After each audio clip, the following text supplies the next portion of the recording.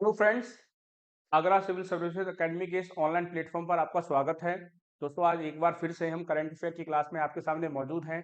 आज हम current affair का दिसंबर मंथ का पार्ट 3 डिस्कस करने जा रहे हैं। ऑलरेडी हम पार्ट 1 पार्ट 2 डिस्कस कर चुके हैं, जिसके वीडियो हमारे चैनल पे आपको मिल जाएंगे। आप वहां से जाके उनको देख सकते हैं और ये बहुत महत्वपूर्ण करंट अफेयर होता है। दोस्तों, आज हम लगभग 25 क्वेश्चन के आसपास डिस्कस करेंगे दिसंबर मंथ का पार्ट 3। तो आइए शुरू करते हैं। आप देख सकते हैं दिसंबर मंथ का ये पार्ट 3 है। वीकली करंट अफेयर, जैसा कि आपको सबको पता है दोस्तों, हम डिस्कस करते हैं अपने अपने इस ऑनलाइन प्लेटफॉर्म पर। इसके अलावा दोस्तों हमारे ज्योग्राफी के वीडियोस भी चैनल पर अपलोड किए जा रहे हैं। आप उनको भी देख के बेनिफिट ले सकते हैं। तो आइए चलते हैं अपने पहले क्वेश्चन की तरफ। आज हमारा पहला क्वेश्चन है दोस्तों। दोस्तों, बहुत महत्वपूर्ण करंट अफेयर होने वाला है आज की क्लास का।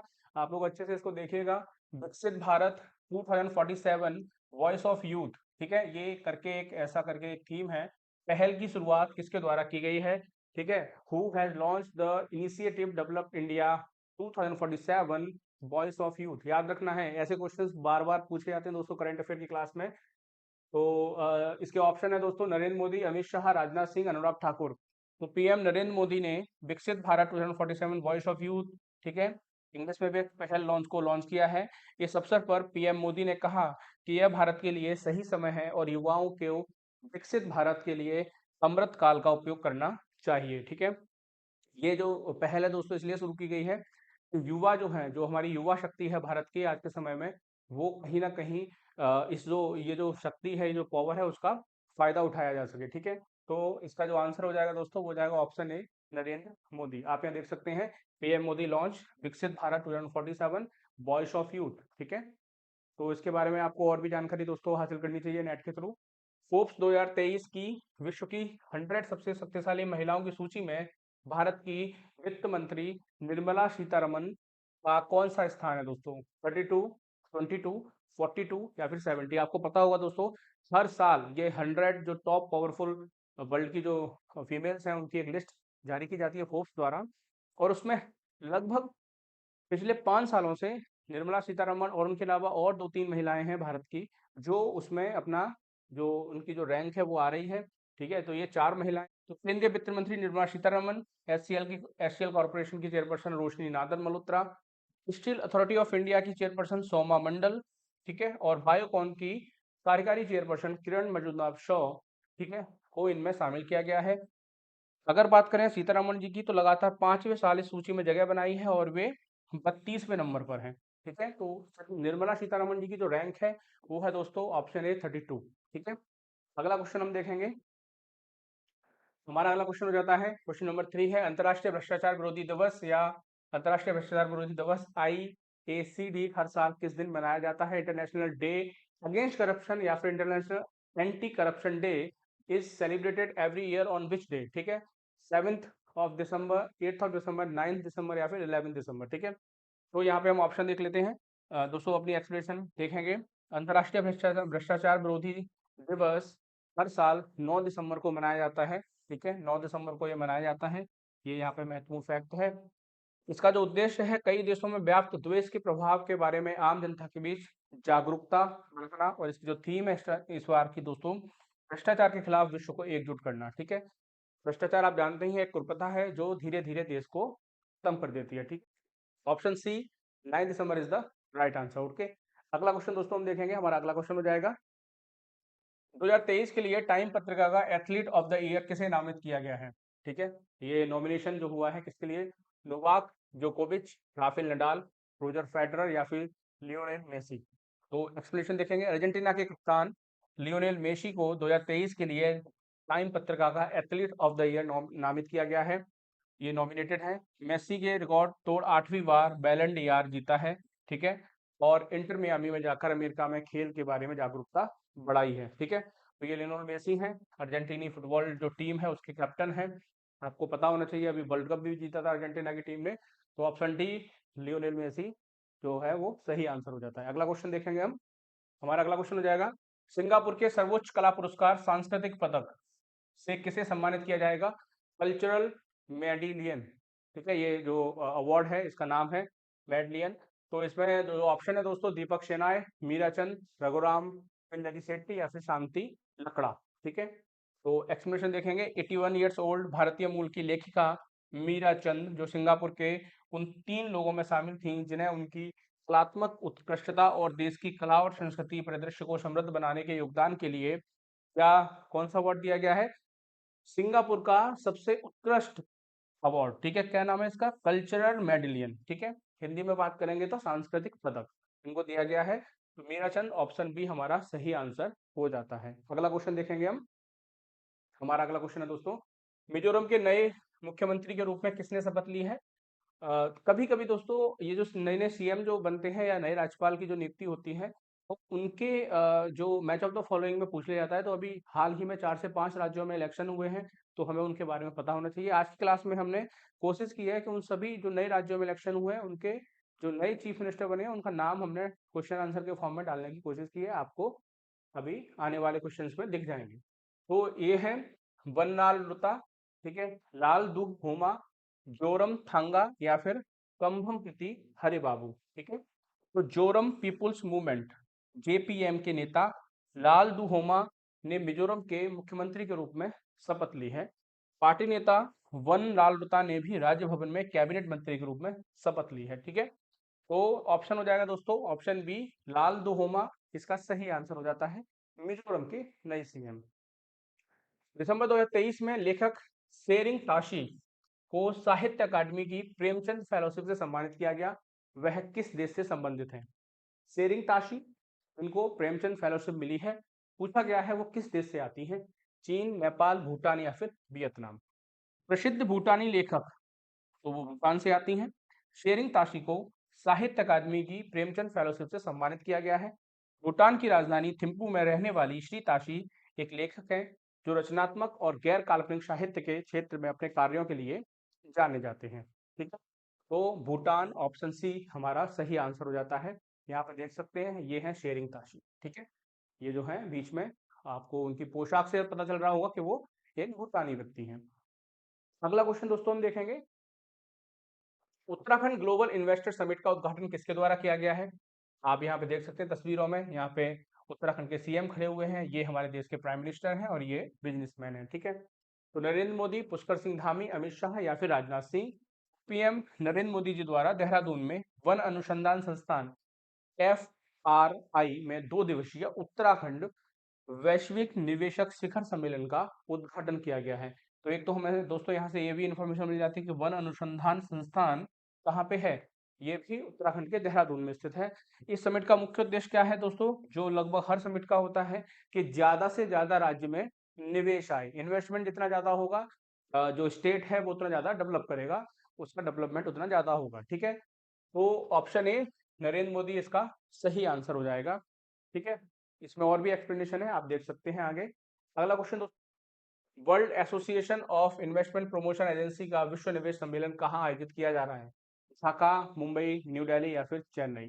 तो world association of investment and promotion agency के 27वें विश्व निवेश सम्मेलन का आयोजन नई दिल्ली में किया जा रहा है। इसका आयोजन India international convention and expo centre Yashobhoomi में किया जा रहा है, ठीक है। तो कहाँ पे किया जाएगा? न्यू दिल्ली, ऑप्शन सी हमारा सही उत्तर हो जाता है। अगला क्वेश्चन देखेंगे हम। हमारा अगला क्वेश्चन हो जाएगा, हाल ही में जारी ग्लोबल पॉल्यूशन रैंकिंग में कौन सा शहर शीर्ष पर है?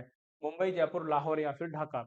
दोस्तों हमें बताना है कि कौन सा शहर शीर्ष पर है। इस सूचकांक में पाकिस्तान का लाहौर शहर शीर्ष पर है। यानी कि लाहौर की अगर बात करें तो लाहौर दुनिया का सबसे ज्यादा प्रदूषित शहर हो जाता है, विश्व का सबसे ज्यादा प्रदूषित शहर हो जाता है।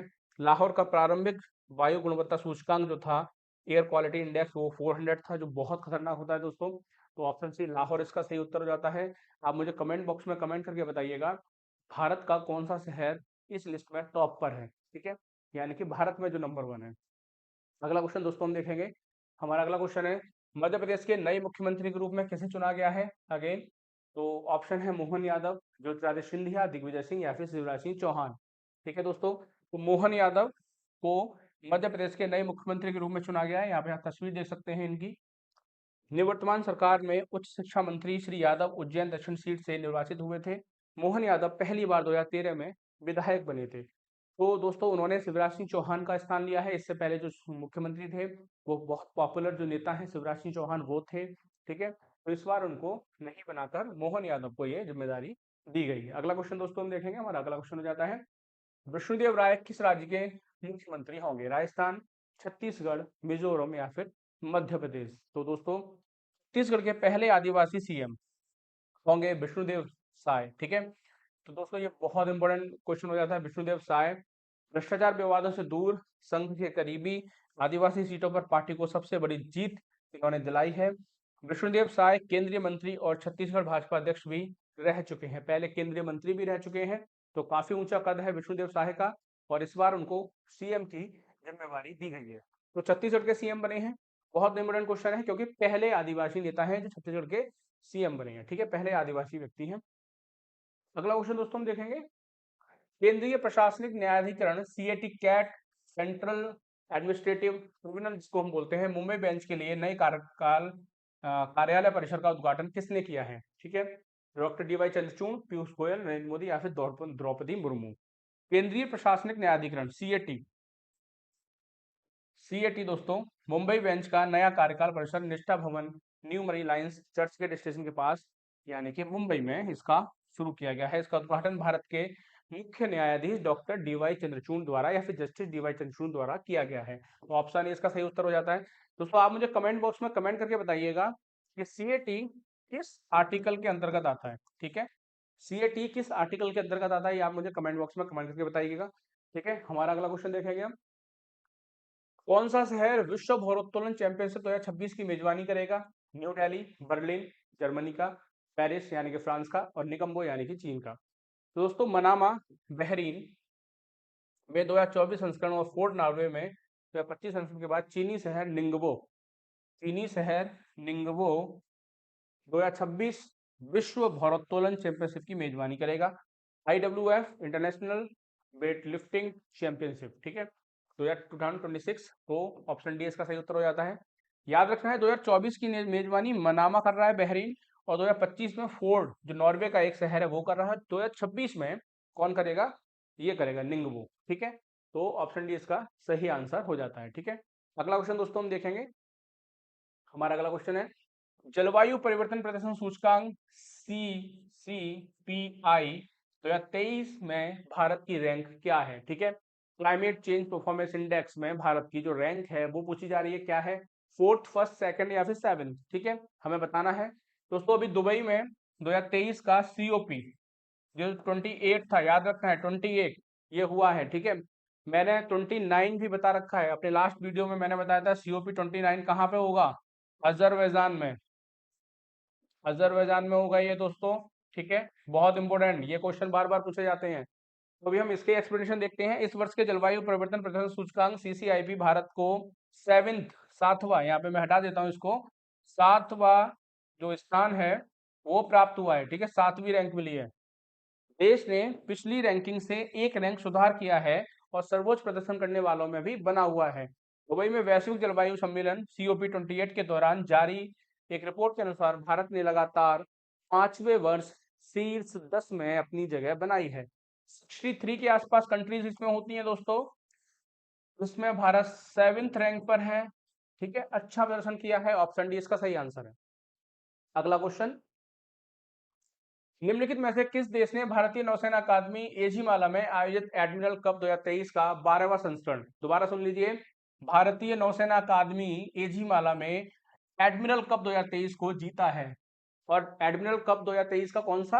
12th edition, France, Italy, UK, USA. तो दोस्तों एडमिरल कप सेलिंग रेगाटा का 12वां संस्करण भारतीय नौसेना अकादमी INA एझिमाला के एट्टिकुलम बीच पर एक शानदार समापन समारोह के साथ संपन्न हुआ, और इसमें इटली की टीम ने दोस्तों बाजी मारी है, इटली की टीम ने इसको जीता है। ऑप्शन बी इसका सही आंसर हो जाता है। अगला क्वेश्चन देखेंगे हम, हमारा अगला क्वेश्चन है, ईबू ज्वालामुखी हाल ही में खबरों में देखा गया, यह किस देश में स्थित है? ठीक है, ईरान, मालदीव, भारत या फिर इंडोनेशिया?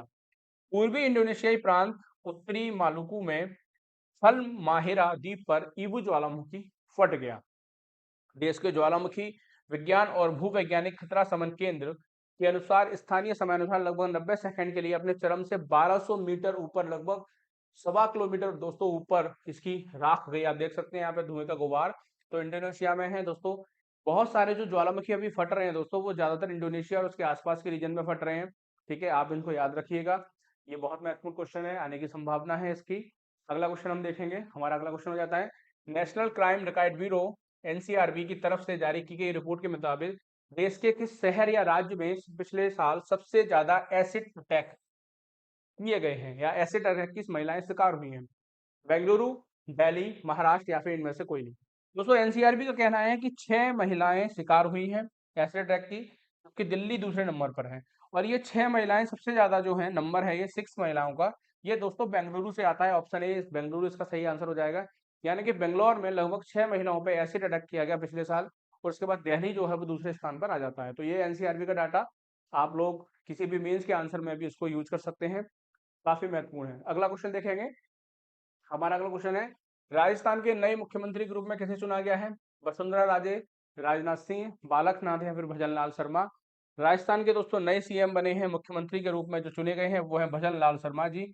ठीक है, भजनलाल शर्मा जी के नाम की घोषणा की गई। वह 4 बार भारतीय जनता पार्टी के प्रदेश महासचिव भी रह चुके हैं। और 56 वर्षीय शर्मा जयपुर की सांगानेर विधानसभा से पहली बार विधायक बने हैं। पहली बार विधायक बने और पहली बार में इनको जिम्मेदारी दे दी गई सीएम पद की। भजनलाल शर्मा, ऑप्शन डी इसका सही आंसर हो जाता है। अगला क्वेश्चन देखेंगे। हमारा अगला क्वेश्चन है दोस्तों, पद्म पानी लाइफ टाइम अचीवमेंट अवार्ड से किसे सम्मानित किया जाएगा? अमिताभ बच्चन, जावेद अख्तर, आशा भोसले या फिर रजनीकांत? तो आप जैसा देख सकते हैं, अनुभवी गीतकार और लेखक जावेद अख्तर को अजंता एलोरा फिल्म फेस्टिवल में पद्म पानी लाइफ टाइम अचीवमेंट अवार्ड से सम्मानित किया जाएगा। उन्होंने भारतीय फिल्म इंडस्ट्री में योगदान के लिए यह अवार्ड उन्हें दिया जा रहा है। दोस्तों काफी हिट हिट मूवी है, काफी फेमस मूवी, दीवार, जंजीर, शोले, डॉन, काला पत्थर, मिस्टर इंडिया, इन मूवी के वो सह लेखक यानी के को राइटर रहे हैं। इनके साथ एक